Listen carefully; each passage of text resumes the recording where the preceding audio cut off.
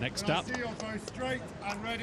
big race. You can hear Sir Matthew Pinsent getting them under starters' orders. The umpire for this race, the ladies' challenge plate, race number 10 of the day.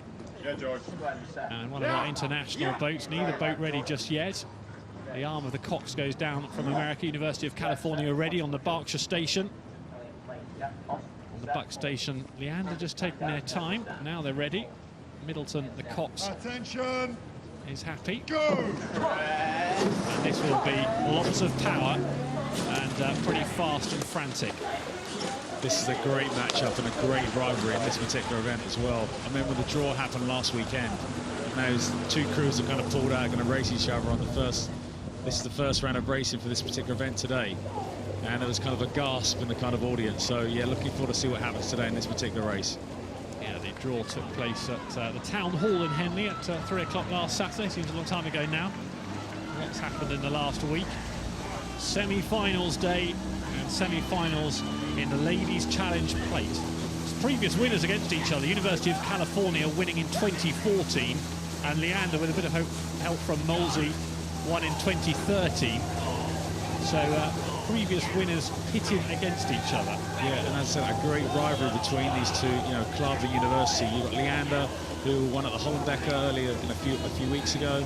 You've got Cal, who won the IRAs. It's a mix of the athletes from different boats. So, a lot of kind of class in this particular race that's happening in front of us now with these two crews. I'm sure both the coaches, Matt Beach is coaching the Leander crew, and you've got Scott Fradson, who's a Canadian international, coaching the Cal crew.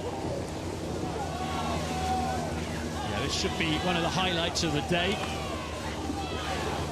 Ladies' Challenge Plate. And they're getting really good encouragement from the banks. There'll be, in fact, this will be the quietest point on the race course, won't it, today? It will be busier as they head up towards Henley Bridge, where we sit at the finish line. Also looks rather more still. There's a little less breeze than we've seen earlier on in the week. Still enough to be buffeting around those flags on the bank, but it's definitely a little warmer, a little less breezy today. Perhaps easier conditions. You can just see the kind of pain from the athletes, the way they're breathing, mouths open, trying to get as much oxygen in as possible. Legs and lungs are on fire, burning. You're sitting side by side another crew, and every inch, every stroke, you're trying to get that extra inch to get in front. So it's going to be really interesting to see who has the kind of higher pace in the middle section of the race, so they can put themselves in a good position when they come to the kind of final part, so they can start to sprint. In terms of weight, the University of California shade it, but there's not much in it, in truth. Indeed, there's not much in the race either. Big shot of the British boat from Leander Club heading towards their own boathouse upstream. Got Ford in the stroke seat there, you can see just in front of the Cox Middleton. And then for the Americans, Vanonsky, the Cox, barking the orders. See Brinkler in the stroke seat. Pretty well organised, this Leander crew, as you might expect. Yeah, they're just doing their thing, standing in their bubble. They've got the Cox, sitting there, just giving the commands.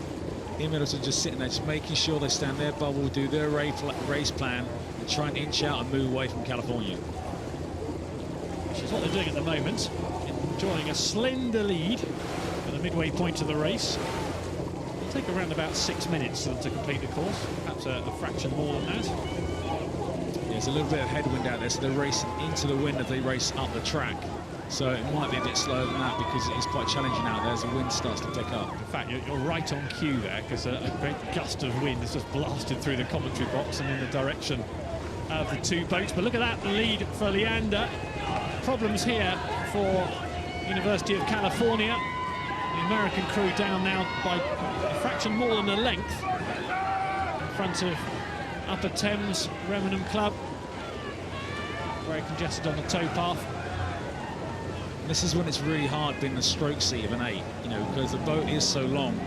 When you're a length behind, as a stroke man, you feel like you're in no man's land. So the Cox and the Cal crew must make sure they're giving lots of instructions to the crew so they know exactly where they are, so they can keep their heads forward and stand in their bubble doing their thing. part of the world you know well, of course, Mark, isn't it? You've done lots of coaching over in California. Yeah, I was over in California for a year after we won the Olympics in Beijing. I went to UCLA and coached there, so, you know, I love kind of the Californian kind of lifestyle, you know, the kind of programs they have out there, and, you know, how much they love the sport of rowing. They might not be loving it too much right now, because they're more than a length down. Leander being ticked off by Sir Matthew Pinson, the umpire in this race, just being asked to very politely nudge back towards the buck station, and that's where they're heading now. The Cox has just straightened them. Middleton sorting them. There you can see the white flag indicating Leander need to get back into their lane. Yes, he's not happy, is he? No, you can see that the umpire's launch will go down the track in the middle of the kind of, you know, the racing line, if you want to call it that, between the two crews. And you can see that Leander are too far over to the other station, so that's why the umpire, Matthew Pinson, is warning Leander. Well, the University of California with lots of work to do in front of stewards. Not too much of this race left, and it looks likely that Leander will be competing in the Ladies' Challenge Plate final tomorrow. On the buck station, so Matthew Pinson's now happy with their racing line. Yeah, so as you saw, the crews went off the start, they were very level. Leander got into a better cruising pace and were able just to inch away during the middle section of the race away from the California crew. So the winners in 2013 are beating the winners in 2014 of this particular event. That wind won't be too welcome in the final 100 metres. We can just feel those gusts come through. You know, it's not a constant kind of wind. It kind of picks up, then it stops, picks up, stops. So it's very unsettling as an athlete when you've got your blades, you get caught by the wind, blown around, especially in an 8 where there's so many blades in one particular boat. So here come Leander, a couple more strokes, and they're home and host. Good performance on their home water against the Americans, being roared home by a huge Saturday crowd, and Leander find themselves a place in the Ladies' Challenge Plate final tomorrow. Heartbreaking for the University of California from across in America, and it'll be the end of their regatta. In the end, Leander just a little bit too much.